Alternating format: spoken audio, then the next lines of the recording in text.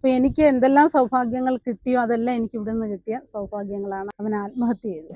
അധ്യാപക ജീവിതത്തിൽ എനിക്ക് ഏറ്റവും വേദനയേറിയ ഒരു അനുഭവമാണ്. എല്ലാ അധ്യാപക ദിനത്തിലും ഇപ്പോഴും മറക്കാതെ എനിക്ക് മെസ്സേജ് ഇടുന്ന ശിഷ്യന്മാരുണ്ട്. ഈ പ്രൊഫഷനെ അത്ര ഗൗരവമായിട്ട് എടുക്കുന്നോ എന്ന് എനിക്കൊരു സംശയമുണ്ട്. 36 വർഷത്തെ സേവനത്തിന് ശേഷം നമ്മുടെ ശ്രീകല ടീച്ചർ പടതല സ്കൂളിൻ്റെ പ്രിൻസിപ്പൽ ഈ മെയ് 31-ന് വിരമിക്കുകയാണ്. അപ്പോൾ ടീച്ചറെ കാണാനും കുറച്ച് സമയം ചെലവഴിക്കാനും വേണ്ടിയാണ് ഞങ്ങൾ 99 ബാച്ചിലെ 4 പേരോട് എത്തിയിട്ടുണ്ട്. നമുക്ക് ടീച്ചറിനോട് സംസാരിക്കാം. നമസ്കാരം ടീച്ചർ. നമസ്കാരം.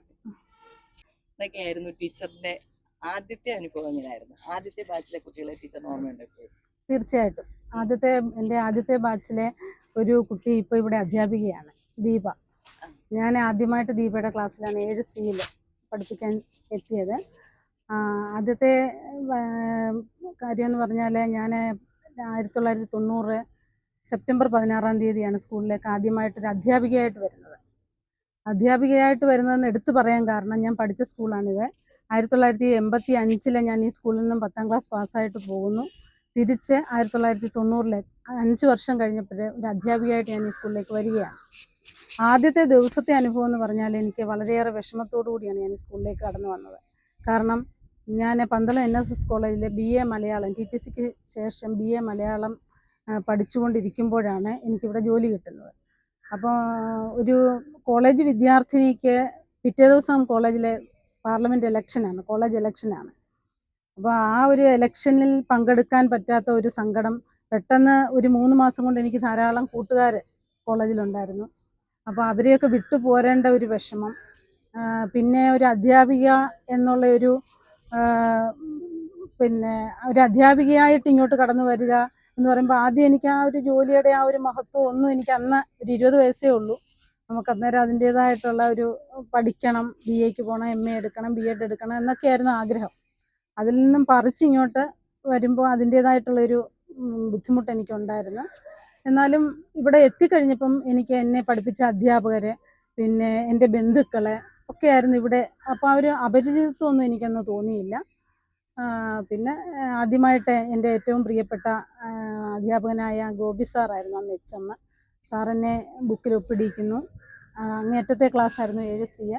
അവിടെ കൊണ്ടുപോയി ക്ലാസ്സിൽ അവരെ പരിചയപ്പെടുത്തുന്നു. ഇതൊരു പുതിയ അധ്യാപികയാണ് എന്നൊക്കെ പറഞ്ഞ് പരിചയപ്പെടുത്തുന്നു. ക്രമേണ ആ ഒരു അന്തരീക്ഷമായിട്ട് പിന്നെ ഞാനങ്ങ് പൊരുത്തപ്പെട്ടു പോവുകയായിരുന്നു. നമ്മൾ പഠിച്ച സ്കൂളിൽ തന്നെ അധ്യാപികയായിട്ട് വരുമ്പോൾ ഒരു പ്രൗഡ് മൊമെന്റ് ഉണ്ടല്ലോ. തീർച്ചയായിട്ടും പഠിച്ച സ്കൂളെന്ന് ഉപരി ഞാൻ സത്യം പറഞ്ഞാൽ 3ാമത്തെ വയസ്സിൽ ഈ സ്കൂളിൽ പിച്ച് വെച്ച് നടക്കാൻ തുടങ്ങിയതാണ്. ഇവിടെ എൻ്റെ അമ്മ ഇവിടുത്തെ അധ്യാപികയായിരുന്നു. അപ്പം അമ്മയുടെ കൈ പിടിച്ച് 3 വയസ്സ് മുതൽ ഞാൻ ഈ സ്കൂളിൽ വരുമായിരുന്നു. അതിനുശേഷം അപ്പുറത്ത് LP സ്കൂളിൽ 1ാം ക്ലാസ്സിൽ എന്നെ ചേർക്കുന്നു 5 വയസ്സിൽ. അപ്പോഴും ഞാൻ ഉച്ചയ്ക്ക് ഉണ്ണാൻ ഇവിടെ അമ്മയുടെ ഒപ്പം ഉണ്ണാൻ ഇവിടെ വരുന്നു. വൈകുന്നേരം ഞാൻ സ്കൂളിൽ നിന്നും വന്ന് ഇവിടെ ഇരിക്കുന്നു. അമ്മ പോകുമ്പോൾ അമ്മയുടെ ഒപ്പം പോകുന്നു. അങ്ങനെ എനിക്ക് എൻ്റെ ജീവിതത്തിലെ ആയുസിൻ്റെ പകുതിയിൽ കൂടുതൽ സമയവും എനിക്ക് ഈ സ്കൂളുമായിട്ട് അത്രയ്ക്ക് വലിയൊരു ബന്ധമാണ് എനിക്കുള്ളത്. അവിടെ ഞാൻ 5ാം ക്ലാസ് മുതൽ 12ാം ക്ലാസ് വരെയുള്ള കുട്ടികളെ പഠിപ്പിക്കാനുള്ള ഭാഗ്യം എനിക്കുണ്ടാകുന്നു. ഞാൻ HM ആകുന്നു, പ്രിൻസിപ്പളാകുന്നു. അപ്പോൾ എനിക്ക് എന്തെല്ലാം സൗഭാഗ്യങ്ങൾ കിട്ടിയോ അതെല്ലാം എനിക്ക് ഇവിടെ നിന്ന് കിട്ടിയ സൗഭാഗ്യങ്ങളാണ്. അതിലെനിക്ക് ഒരുപാട് ഈശ്വരനോട് നന്ദിയുണ്ട്, സന്തോഷമുണ്ട്. ഞങ്ങളെ പഠിപ്പിച്ചു, ഞങ്ങളെ കൂടാതെ ഞങ്ങളുടെ മക്കളെ പഠിപ്പിച്ചു. അതൊരു നല്ല കാര്യം. ഞാൻ പഠിക്കുന്ന സമയത്ത് ടീച്ചറിനെ കാണുന്നു. എന്റെ മോനോട് +2 അവന്റെ ക്ലാസ് ടീച്ചറാകുന്നു ഞാൻ. ടീച്ചർ ഇവിടെ അധ്യാപനത്തിന് വന്നതിന് ശേഷം ഒരിക്കലും മറക്കാൻ പറ്റാത്തതായിട്ട് ഒരനുഭവം ടീച്ചർക്ക് പറയാൻ പറ്റും? മറക്കാനാവാത്ത അനുഭവങ്ങൾ ഒരുപാടുണ്ട്. സന്തോഷമുള്ള അനുഭവങ്ങളുണ്ട്, ദുഃഖകരമായ അനുഭവങ്ങളുണ്ട്. ശരിക്കും മറക്കാനാവാത്തത് എനിക്ക് ദുഃഖകരമായ ഒരു അനുഭവം തന്നെയാണ്. അത് ഞാൻ പഠിപ്പിച്ച 8ാം ക്ലാസ്സിൽ എൻ്റെ ക്ലാസ്സിലുള്ള വിവേക് H എന്ന് പറയുന്നൊരു കുട്ടി, അവൻ ആത്മഹത്യ ചെയ്തു. അതാണ് എൻ്റെ ജീവിതത്തിൽ അധ്യാപക ജീവിതത്തിൽ എനിക്ക് ഏറ്റവും വേദനയേറിയ ഒരു അനുഭവമാണ്. ഒരിക്കലും മറക്കാനാവാത്ത ഒരു അനുഭവം അത് തന്നെയാണ്. അത് എന്തിനാണെന്ന് ചോദിച്ചാൽ വീട്ടിലെ എന്തോ കാര്യത്തിന് വേണ്ടിയിട്ട് ആത്മഹത്യ ചെയ്ത്, പക്ഷെ അതെന്നെ വല്ലാതെ ഒലച്ച ഒരു സംഭവമാണ്. ഞാൻ ഇന്നും എപ്പോഴും അവൻ്റെ നടപ്പും ഭാവവും സംസാരവും എല്ലാം എൻ്റെ മനസ്സിൽ എന്നും ഉണ്ട്. അവൻ്റെ ആ രൂപവും ഒക്കെ എപ്പോഴും ഉണ്ട്. അപ്പോൾ അതാണ് എനിക്ക് മറക്കാനാവാത്ത, അധ്യാപക ജീവിതത്തിൽ മറക്കാനാവാത്ത ഒരു അനുഭവം. അതാണ് ടീച്ചർ വരുമ്പോഴും ഇപ്പം പോകുമ്പോഴും ഈ ആകെയുള്ള മാറ്റങ്ങളെന്ന് പറയുന്ന ഒരു +2 ബിൽഡിംഗ് വന്നു. പിന്നെ ഈ ഓഫീസ് വന്നു. ഈ ഓഡിറ്റോറിയത്തിന് ഷീറ്റ് ഇട്ടെന്നുള്ളതല്ലാതെ മറ്റു മാറ്റങ്ങളൊന്നും വന്നിട്ടില്ല. സ്കൂൾ അന്ന് ഇന്നും ഒരുപോലെ തന്നെയാണ്. അപ്പോൾ അതുകൊണ്ട് മാറ്റമില്ലാത്തതായിട്ട് ഈ സ്കൂളും, പക്ഷേ മാറ്റമുള്ളതായിട്ട് അന്നത്തെ കൂടെ ഉണ്ടായിരുന്ന അധ്യാപകരും ഇപ്പോഴുണ്ടാകുന്ന അധ്യാപകരും, അന്നുണ്ടായിരുന്ന കുട്ടികളും ഇപ്പോഴുണ്ടായിരുന്ന കുട്ടികളുമാണ്.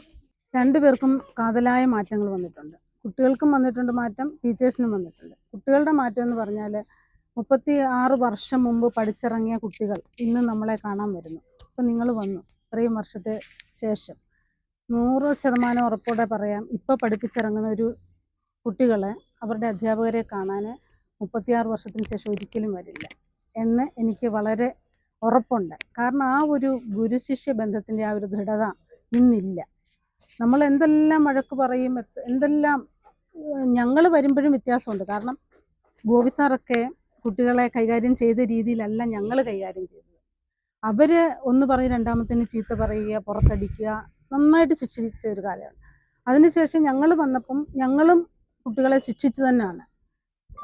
അതിന് രക്ഷകർത്താക്കൾക്കൊന്നും യാതൊരു പരിഭവോ വഴക്കോ ഒന്നുമില്ല. ഇന്നത്തെ കുട്ടികൾക്ക് ഈ ഒരു 5 വർഷം മുമ്പ് പഠിച്ചിറങ്ങിയ കുട്ടികൾക്ക് വരെ അധ്യാപകരോടൊരു വലിയ ബന്ധമാണ്. എനിക്കൊരുപാട് ശിഷ്യന്മാരുണ്ട്. എന്ന് വെച്ചാൽ എല്ലാ അധ്യാപക ദിനത്തിലും ഇപ്പോഴും മറക്കാതെ എനിക്ക് മെസ്സേജ് ഇടുന്ന ശിഷ്യന്മാരുണ്ട്.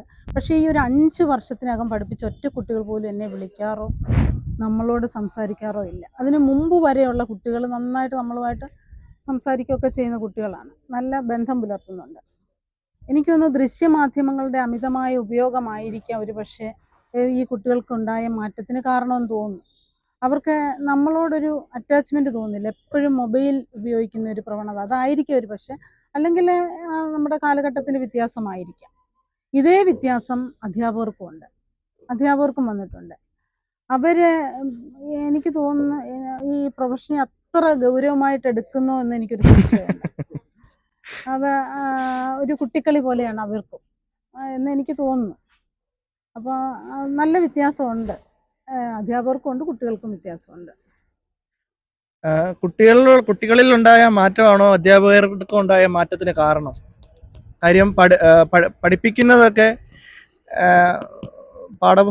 പാഠഭാഗങ്ങളൊക്കെ മാറ്റം വന്നിട്ടുണ്ട്. നമ്മൾ അന്ന് പഠിച്ചതൊന്നും അല്ല ഇപ്പം പഠിക്കുന്നത്, രീതിയിലും വ്യത്യാസമുണ്ട്.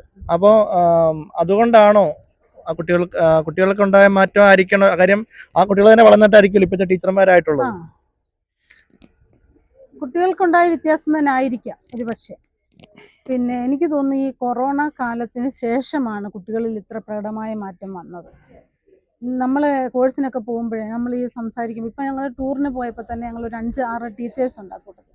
അവരെല്ലാം പറയുന്നത് ഇപ്പോൾ വന്ന ന്യൂജൻ ടീച്ചേഴ്സിനും ആ മാറ്റമുണ്ട്, കുട്ടികൾക്കും മാറ്റമുണ്ട്. കുട്ടികളുടെ മാറ്റമായിരിക്കാം. കാരണം ഞങ്ങളൊക്കെ പഠിച്ചു കഴിഞ്ഞ് കുറേ കഴിഞ്ഞല്ലേ അവർ പഠിച്ചത്, ഇപ്പോഴത്തെ ടീച്ചേഴ്സ് പഠിച്ചത്. അപ്പോൾ അവർക്ക് ആ ഒരു മാറ്റമായിരിക്കാം. നമ്മളറിയാത്തതുകൊണ്ടായിരിക്കാം. നമ്മൾ വന്നപ്പോഴും പിൻതലമുറയ്ക്ക് ചിലപ്പോൾ ആ ഒരു മാറ്റം ഫീൽ ചെയ്യുന്നുണ്ടായിരിക്കാം. ടീച്ചറിൻ്റെ 36 വർഷത്തെ അധ്യാപന ജീവിതത്തിൽ ഏറ്റവും കൂടുതൽ സന്തോഷം തോന്നിയ നിമിഷം ഏതാണ്? എനിക്ക് അങ്ങനെ ഒരു നിമിഷം പറയാൻ പറ്റത്തില്ല. സന്തോഷം തോന്നിയ ഒരുപാട് നിമിഷങ്ങളുണ്ട്. ഇപ്പോൾ എനിക്ക് ഏറ്റവും സന്തോഷമുള്ള ഒരു നിമിഷമാണ്. കാരണം എൻ്റെ പൂർവ്വ വിദ്യാർത്ഥികൾ, ഞാൻ പഠിപ്പിച്ച കുട്ടികൾ എന്നെ കാണാൻ വരുന്നതും അവരുമായിട്ട് സംസാരിക്കുന്നതും അവരുമായിട്ട് സമയം ചെലവഴിക്കുന്നതും ഒക്കെയാണ് എനിക്ക് ഏറ്റവും സന്തോഷം. അത് അങ്ങനെ അല്ലാതെ പ്രത്യേകിച്ചൊരു നിമിഷം എനിക്ക് പറയാൻ പറ്റത്തില്ല. ഒരുപാട് നിമിഷങ്ങൾ എനിക്ക് കൂടുതലും സ്കൂളിൽ നിന്ന് സന്തോഷമുള്ള നിമിഷങ്ങളാണ് കിട്ടിയിട്ടുള്ളത്. അപ്പോൾ അതിൽ ഒരു പ്രത്യേക നിമിഷം എനിക്കില്ല. പഠിപ്പിച്ച കുട്ടികളുമായിട്ട് ചെലവഴിക്കാൻ കിട്ടുന്ന സമയമാണ് ഏറ്റവും സന്തോഷകരമായത്. ടീച്ചറിന്റെ അധ്യാപക കാലഘട്ടത്തിൽ ഏറ്റവും കൂടുതൽ ടീച്ചറിനെ സ്വാധീനിച്ച ഒരു വ്യക്തി, അതിലിപ്പോൾ ഒരാളാകാം, ഒരു എഴുത്തുകാരനാകാം, അല്ലെങ്കിൽ ഏതെങ്കിലും ടീച്ചറിനെ പഠിപ്പിച്ച് ടീച്ചേഴ്സാകാം, ആരുമാകാം. എൻ്റെ അധ്യാപക ജീവിതത്തിൽ എന്നെ ഏറ്റവും കൂടുതൽ സ്വാധീനിച്ച വ്യക്തി എന്ന് പറയുന്നത് അധ്യാപികയായിരുന്ന എൻ്റെ അമ്മ തന്നെയാണ്. കാരണം അമ്മയ്ക്ക് സമൂഹത്തിൽ നിന്നും കിട്ടിയ സ്നേഹവും ആദരവും കാരണമാകാം ഒരു 5 വയസ്സ് ഉള്ളപ്പോൾ മുതൽ എനിക്ക് ഒരു അധ്യാപികയായി തീരണമെന്നായിരുന്നു എൻ്റെ ആഗ്രഹം. അപ്പം അമ്മയിൽ നിന്ന് കിട്ടിയ ആ പ്രചോദനമാണ് എനിക്ക് ഒരു അധ്യാപികയായി തീരാൻ ഉള്ള ഒരു സാഹചര്യം ഒരുക്കി തന്നത്. ഞാൻ എപ്പോഴും ആലോചിക്കാറുണ്ട്, ഒരു അധ്യാപിക ആയിരുന്നില്ല എങ്കിൽ എനിക്ക് മറ്റൊന്നും ആകാൻ കഴിയുമായിരുന്നില്ല. അത്രമാത്രം ഞാൻ ഈ ജോലിയെ ഇഷ്ടപ്പെടുന്നു. ഒരു അധ്യാപിക എന്ന രീതിയിൽ അത്രമാത്രം ഞാൻ ഈ ജോലിയെ ഇഷ്ടപ്പെടുന്നു. കുട്ടികളോടൊപ്പമുള്ള ഓരോ നിമിഷവും ഞാൻ ആസ്വദിക്കുന്നു. ഇവിടെ ഞാൻ എച്ച്.എം. ആയി, പ്രിൻസിപ്പളായി ഒക്കെ ആയി. പക്ഷേ എനിക്ക് ഏറ്റവും സന്തോഷം നൽകിയത് കുട്ടികളെ പഠിപ്പിച്ചുകൊണ്ടിരുന്നപ്പോഴാണ്. പഠിപ്പിച്ചെനിക്ക് മതിയായിട്ടില്ല ഇപ്പോഴും കുട്ടികളെ. കാരണം അത്രമാത്രം എനിക്കിഷ്ടമാണ് അവരെ പഠിപ്പിക്കുന്നത്. എനിക്ക് അത്രമാത്രം ഇഷ്ടമാണ്. അത് എന്നെ ഏറ്റവും കൂടുതൽ സ്വാധീനിച്ച എൻ്റെ അമ്മയാണ്. അമ്മയോടൊപ്പം 5 വർഷം ഈ സ്കൂളിൽ വർക്ക് ചെയ്യാൻ കഴിഞ്ഞത് ഏറ്റവും വലിയൊരു ഭാഗ്യമായി ഞാൻ കരുതുന്നു. സ്കൂളിലേക്ക് വരുന്ന കുട്ടികളോട് ടീച്ചർക്ക് പറയാനുള്ള പുതിയതായിട്ട് സ്കൂളിലേക്ക് വരുന്ന കുട്ടികളോട് പറയാനുള്ളത്, അവരുടെ മുമ്പിൽ ഒരു ലക്ഷ്യമുണ്ടായിരിക്കണം. നമ്മൾ ഒരു ലക്ഷ്യബോധത്തോടു കൂടി പഠിച്ചാൽ നമുക്ക് എവിടെ എത്തിച്ചേരാൻ പറ്റുമെന്ന്, എവിടെയും അവർ ആഗ്രഹിക്കുന്ന സ്ഥലത്ത് എത്തിച്ചേരാൻ പറ്റും. പിന്നെ പ്രത്യേകിച്ച് പറയാനുള്ള ഒരു കാര്യം, നമ്മൾ എന്തായി തീരണം എന്ന് തീരുമാനിക്കുന്നത് നമ്മൾ തന്നെയാണ്. ആ ഒരു കാര്യം മാത്രം ഒരിക്കലും അച്ഛൻ്റെ അമ്മയുടെയും താല്പര്യത്തിന് വിടരുത്. കുട്ടികൾ സ്വന്തം ഇഷ്ടപ്രകാരം തന്നെ എഡ്യൂക്കേഷൻ മുൻപോട്ട് കൊണ്ടുപോകട്ടെ, അതാണ് ചെയ്യേണ്ടത്. അല്ലാതെ അച്ഛൻ്റെ അമ്മയുടെ ഇഷ്ടത്തിന് മെഡിസിനോ എഞ്ചിനീയറിങ്ങിനോ ഒക്കെ പോയാൽ ഒരിക്കലും അവൻ ശോഭിക്കുകയില്ല. നമ്മുടെ മനസ്സിൽ എന്താണോ താല്പര്യം, ആ താല്പര്യത്തിന് അനുസരിച്ച് എഡ്യൂക്കേഷൻ ചെയ്യുക. പിന്നെ മുതിർന്നവരോടും അധ്യാപകരോടും അച്ഛനമ്മമാരോടും ഒക്കെ അങ്ങേയറ്റം സ്നേഹ ബഹുമാനങ്ങൾ എപ്പോഴും കാത്തു സൂക്ഷിക്കുക. അതാണ് കുട്ടികളോട് പറയാനുള്ളത്. പുതിയതായിട്ട് അധ്യാപകരാ ജോലി തിരഞ്ഞെടുക്കുന്ന ആൾക്കാരോട്, അല്ലെങ്കിൽ ടീച്ചറിന്റെ കുട്ടികളൊക്കെ ആയിരിക്കുമല്ലോ എന്തായാലും, അവരോട് എന്താണ് പറയാനുള്ളത്? പുതിയതായിട്ട് അധ്യാപക ജോലി തിരഞ്ഞെടുക്കുന്ന കുട്ടികളോട് പറയാനുള്ളത്, അവരുടെ മുമ്പിലിരിക്കുന്ന കുഞ്ഞുങ്ങളെ സ്വന്തം മക്കളെ പോലെ കരുതുക. നമ്മൾ ജോലി ചെയ്യുന്ന സ്ഥാപനത്തെ അങ്ങേയറ്റം സ്നേഹിക്കുക. എങ്കിൽ മാത്രമേ നമുക്ക് അവിടെ നിന്നൊരു സംതൃപ്തി ഉണ്ടാവുകയുള്ളൂ. അതാണ് പറയാനുള്ളത്.